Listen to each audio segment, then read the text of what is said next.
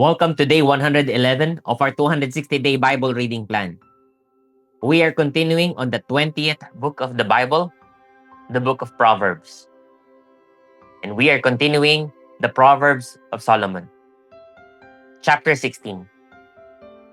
The plans of the heart belong to man, but the answer of the tongue is from the Lord. All the ways of a man are pure in his own eyes, but the Lord weighs the spirit. Commit your work to the Lord, and your plans will be established. The Lord has made everything for its purpose, even the wicked for the day of trouble. Everyone who is arrogant in heart is an abomination to the Lord. Be assured, he will not go unpunished. By steadfast love and faithfulness, iniquity is atoned for, and by the fear of the Lord, one turns away from evil. When a man's ways please the Lord, he makes even his enemies to be at peace with him. Better is a little with righteousness than great revenues with injustice. The heart of man plans his way, but the Lord establishes his steps. An oracle is on the lips of a king.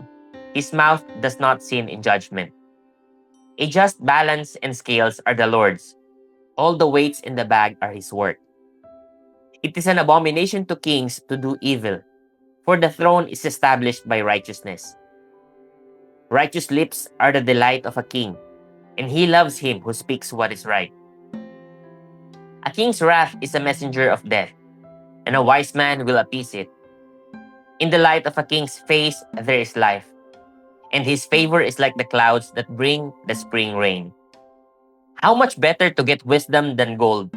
To get understanding is to be chosen rather than silver. The highway of the upright turns aside from evil. Whoever guards his way preserves his life. Pride goes before destruction, and a haughty spirit before a fall. It is better to be of a lowly spirit with the poor than to divide the spoil with the proud. Whoever gives thought to the word will discover good, and blessed is he who trusts in the Lord. The wise of heart is called discerning, and sweetness of speech increases persuasiveness. Good sense is a fountain of life to him who has it, but the instruction of fools is folly. The heart of the wise makes his speech judicious, and adds persuasiveness to his lips. Gracious words are like a honeycomb, sweetness to the soul and health to the body. There is a way that seems right to a man, but its end is the way to death. A worker's appetite works for him. His mouth urges him on. A worthless man plots evil, and his speech is like a scorching fire. A dishonest man spreads strife, and a whisperer separates close friends. A man of violence entices his neighbor, and leads him in a way that is not good.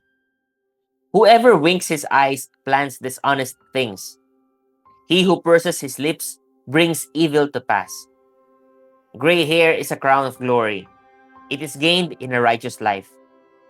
Whoever is slow to anger is better than the mighty, and he who rules his spirit than he who takes a city.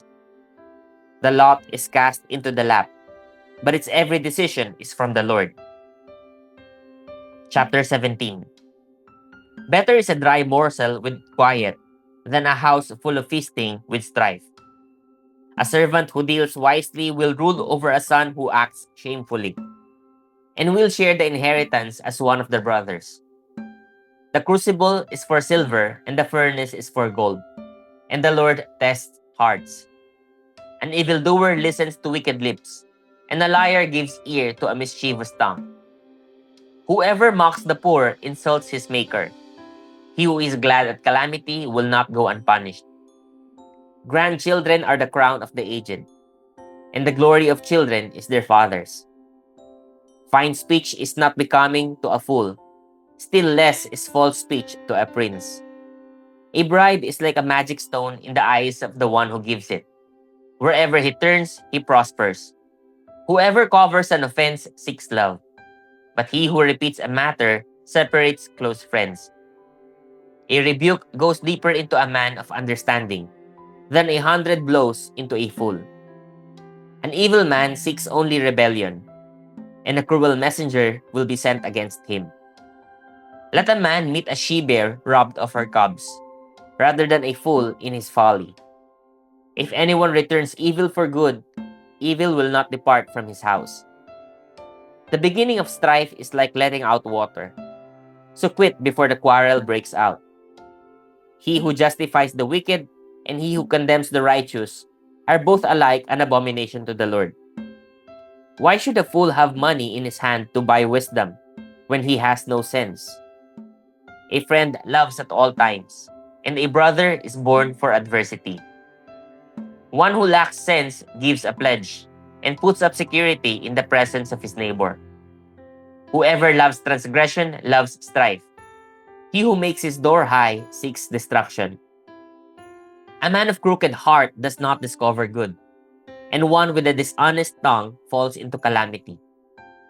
He who sires a fool gets himself sorrow, and the father of a fool has no joy. A joyful heart is good medicine, but a crushed spirit dries up the bones. The wicked accepts a bribe in secret to pervert the ways of justice. The discerning sets his face toward wisdom, but the eyes of a fool are on the ends of the earth. A foolish son is a grief to his father, and bitterness to her who bore him.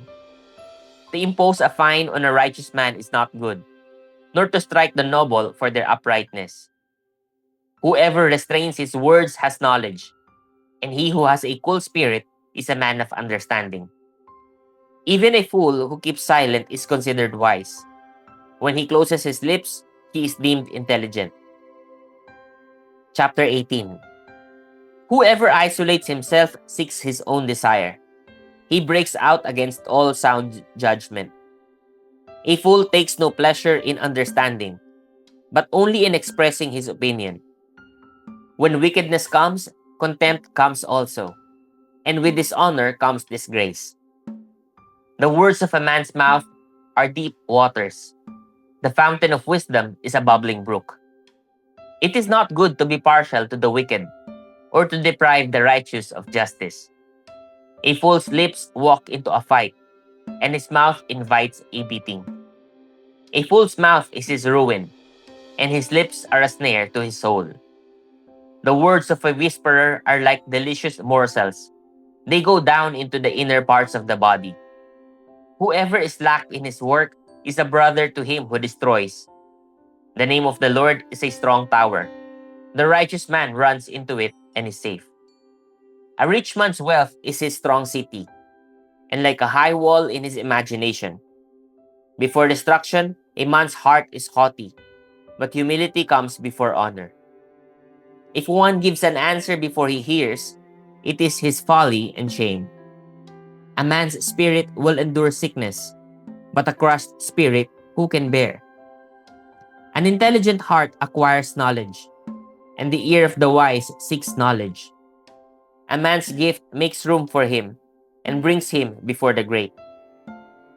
The one who states his case first seems right, until the other comes and examines him.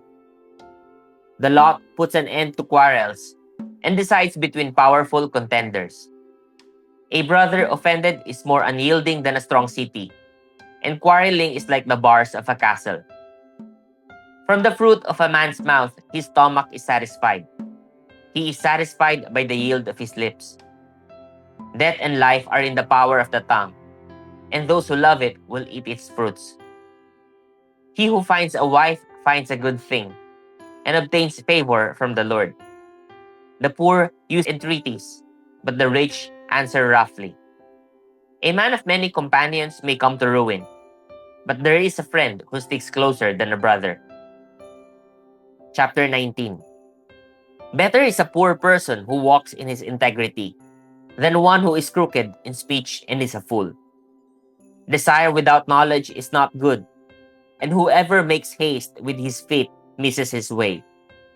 When a man's folly brings his way to ruin, his heart rages against the Lord. Wealth brings many new friends, but the poor man is deserted by his friend. A false witness will not go unpunished, and he who breathes out lies will not escape. Many seek the favor of a generous man, and everyone is a friend to a man who gives gifts. All a poor man's brothers hate him. How much more do his friends go far from him? He pursues them with words, but does not have them. Whoever gets sense loves his own soul. He who keeps understanding will discover good. A false witness will not go unpunished, and he who breathes out lies will perish. It is not fitting for a fool to live in luxury, much less for a slave to rule over a princess. Good sense makes one slow to anger, and it is his glory to overlook an offense. A king's wrath is like the growling of a lion, but his favor is like dew on the grass. A foolish son is ruin to his father, and a wife's quarreling is a continual dripping of rain. House and wealth are inherited from fathers, but a prudent wife is from the Lord. Slothfulness cast into a deep sleep, and an idle person will suffer hunger. Whoever keeps the commandment keeps his life.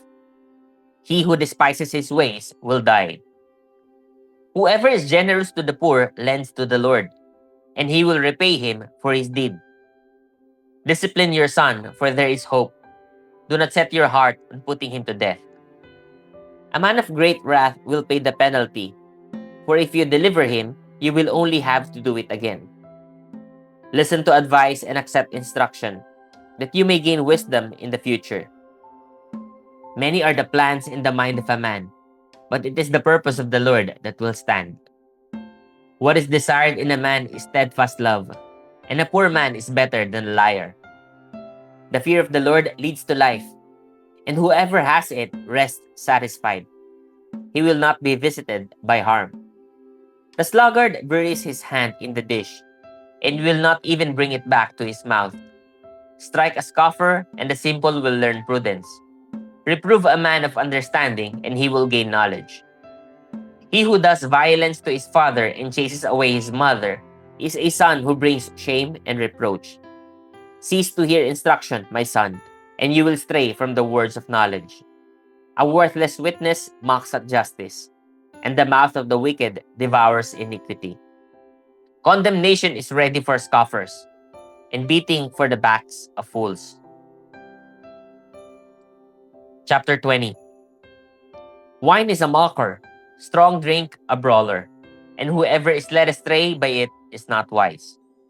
The terror of a king is like the growling of a lion. Whoever provokes him to anger forfeits his life. It is an honor for a man to keep aloof from strife, but every fool will be quarreling. The sluggard does not plow in the autumn. He will seek at harvest and have nothing. The purpose in a man's heart is like deep water, but the man of understanding will draw it out. Many a man proclaims his own steadfast love, but a faithful man who can find? The righteous who walks in his integrity, blessed are his children after him. A king who sits on the throne of judgment winnows all evil with his eyes.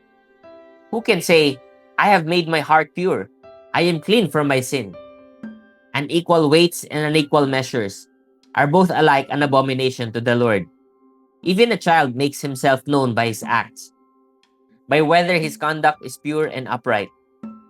The hearing ear and the seeing eye, the Lord has made them both. Love not sleep, lest you come to poverty. Open your eyes, and you will have plenty of bread. Bad, bad, says the buyer, but when he goes away, then he boasts. There is gold in abundance of costly stones, but the lips of knowledge are a precious jewel. Take a man's garment when he has put up security for a stranger, and hold it in pledge when he puts up security for foreigners. Bread gained by deceit is sweet to a man, but afterward his mouth will be full of gravel. Plans are established by counsel, by wise guidance wage war. Whoever goes about slandering reveals secrets. Therefore do not associate with a simple babbler. If one curses his father or his mother, his lamp will be put out in utter darkness. An inheritance gained hastily in the beginning will not be blessed in the end. Do not say, I will repay evil. Wait for the Lord, and he will deliver you. Unequal weights are an abomination to the Lord, and false scales are not good. A man's steps are from the Lord. How then can man understand his way? It is a snare to say rashly, "It is holy," and to reflect only after making vows. A wise king winnows the wicked and drives the will over them. The spirit of man is the lamp of the Lord, searching all his innermost parts. Steadfast love and faithfulness preserve the king, and by steadfast love his throne is upheld. The glory of young men is their strength, but the splendor of old men is their gray hair. Blows that wound cleanse away evil. Strokes make clean the innermost parts. Praise God for the reading of His Word.